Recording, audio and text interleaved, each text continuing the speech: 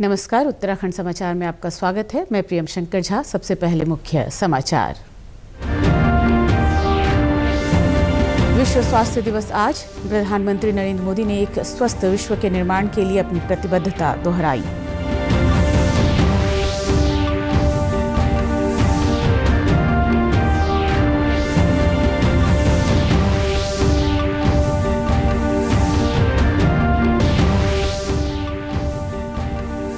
देहरादून में 2 दिवसीय राष्ट्रीय चिंतन शिविर आज से शुरू। 25 राज्यों के मंत्री और मुख्य सचिव लेंगे भाग। जन कल्याणकारी योजनाओं पर होगा मंथन।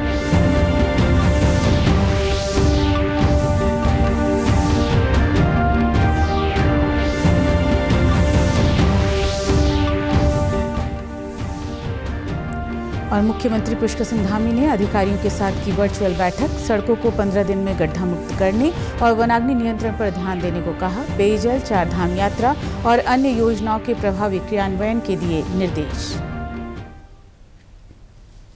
अब समाचार विस्तार से। आज विश्व स्वास्थ्य दिवस है। ये दिवस प्रत्येक वर्ष स्वास्थ्य के प्रति जागरूकता बढ़ाने के लिए मनाया जाता है। इस वर्ष विश्व स्वास्थ्य दिवस का विषय है स्वस्थ शुरुआत, आशापूर्ण भविष्य।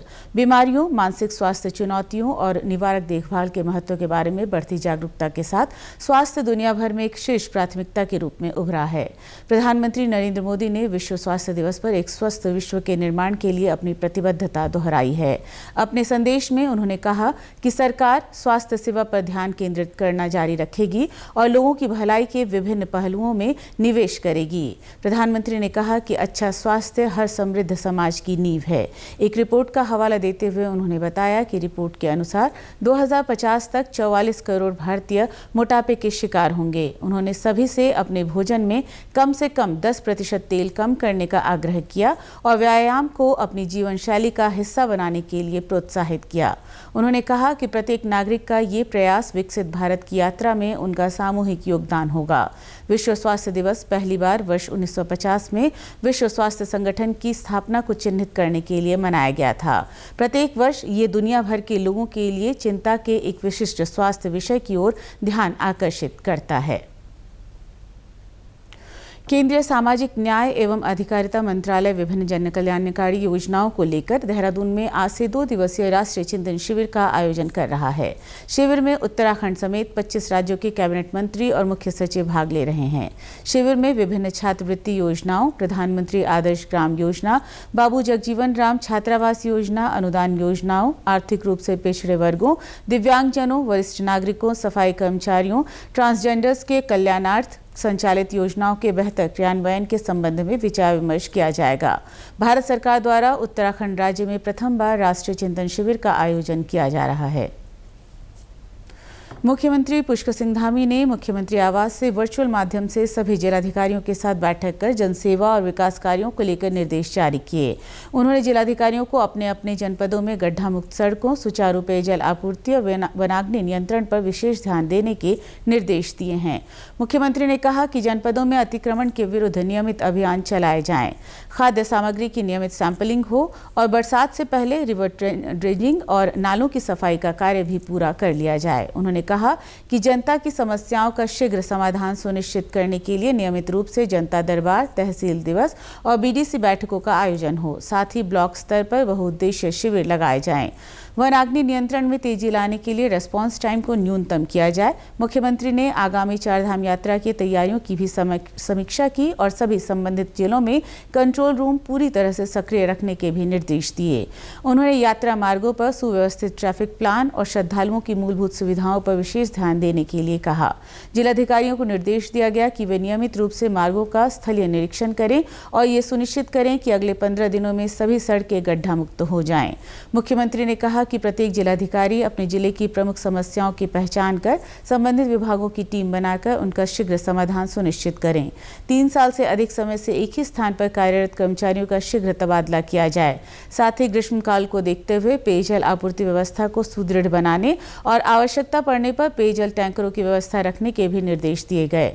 विद्युत आपूर्ति को भी सुचारू रखने के लिए सभी आवश्यक कदम पहले से सुनिश्चित करने को कहा गया। साथ ही केंद्र और राज्य सरकार की जन कल्याणकारी योजना योजनाओं के लाभ आम जनता तक पहुंचाने पर जोर देते हुए कहा कि इन योजनाओं का व्यापक प्रचार प्रसार किया जाए और सभी पात्र लाभार्थियों को योजनाओं का लाभ समय पर मिले। चारधाम यात्रा की तैयारियों को लेकर सचिव उत्तराखंड शासन और गंगोत्री धाम के लिए नियुक्त नोडल अधिकारी डॉक्टर BVRC पुरुषोत्तम 2 दिवसीय दौरे पर उत्तरकाशी पहुंचे। इस दौरान उन्होंने होटल एसोसिएशन उत्तरकाशी के प्रतिनिधियों के साथ बैठक कर यात्रा संबंधी व्यवस्थाओं की समीक्षा की। उत्तरकाशी पहुंचे डॉक्टर पुरुषोत्तम ने कहा कि सरकार का चारधाम यात्रा पर पूरा फोकस है। यात्रा से सभी व्यवस्थाओं को समय से पूरा कर लिया जाएगा। उन्होंने कहा कि गंगोत्री धाम में चारधाम यात्रा से जुड़े सभी विभागों के अधिकारियों और तीर्थ पुरोहितों के साथ बैठक और व्यवस्थाओं का निरीक्षण कर विस्तृत रिपोर्ट शासन को भेजी जाएगी ताकि यात्रा को सुरक्षित और सुविधाजनक बनाया जा सके। इसी के तहत हम यहाँ गंगोत्री धाम को देखने के लिए आए हैं और आज यहाँ पर सारी होटल एसोसिएशन ट्रांसपोर्ट एसोसिएशन से यहाँ पर मीटिंग हुई है। अभी रास्ते में हम व्यवस्थाएं देखते हुए जाएंगे और वहाँ पर तीर्थ पुरोहितों से भी हम गंगोत्री में बैठक करेंगे और जो भी समस्या आएगी वो हम शासन को अवगत कराएंगे। होटल एसोसिएशन के अध्यक्ष शैलेंद्र मटूड़ा ने सचिव से आग्रह किया कि सरकार को ऑनलाइन पंजीकरण की संख्या में वृद्धि करनी चाहिए। यमुनोत्री धाम के लिए रजिस्ट्रेशन पहले ही फुल हो चुका है, जिससे देश विदेश के यात्री पंजीकरण नहीं करा पा रहे हैं। यात्रियों की सुविधा के लिए ऑफलाइन रजिस्ट्रेशन की भी व्यवस्था होनी चाहिए। 30 तारीख से शुरू हो रही है और आज माननीय सचिव महोदय यहाँ पर पहुँचे तो हमने उनसे जो उत्तराखंड सरकार की रजिस्ट्रेशन की पॉलिसी और सीमित संख्या की जो पॉलिसी है उस पर बात रखी है। अभी गवर्नमेंट ने है जो संख्या निर्धारण वो ऑफिशियली तो नहीं किए, लेकिन ऑनलाइन पोर्टल अभी यमुनोत्री धाम का फुल हो चुका है 8 मई से लेकर 20 मई तक। अब ऑनलाइन फुल होने के कारण जो यात्री गंगोत्री आना चाहता है, केदारनाथ बद्रीनाथ चारों धाम के दर्शन करना चाहता है, उसको स्लॉट फुल होने के कारण वो बुकिंग नहीं कर पा रहे। और पिछले बार की तरह अगर यात्रा इस बार भी आप देख रहे हैं कि हमारे पास जितनी बुकिंग है लगभग 50% की इसमें कमी आई है। होटल व्यवसायी अशोक सेमवाल का कहना है कि यात्रियों को रजिस्ट्रेशन के दौरान सबसे ज़्यादा दिक्कत हो रही है।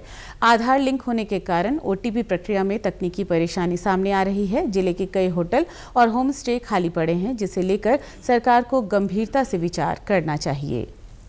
हमारे यहाँ उत्तरकाशी जनपद में जो गंगोत्री के नोडल अधिकारी माननीय सचिव BVRC पुरुषोत्तम जी हमारे बीच आए और उन्होंने यहाँ की समस्या हमसे पूछी तो हमने यही कहा कि भाई 30 दिन की तो कुल यात्रा है, 30 दिन की चारधाम की यात्रा को आप इतना कठिन क्यों बना रहे हैं? क्यों आप जो है किसी का OTP ले रहे हैं, आधार से लिंक करवा रहे हैं लोगों को और यात्रियों को बहुत ज़्यादा असुविधाएं हो रही है।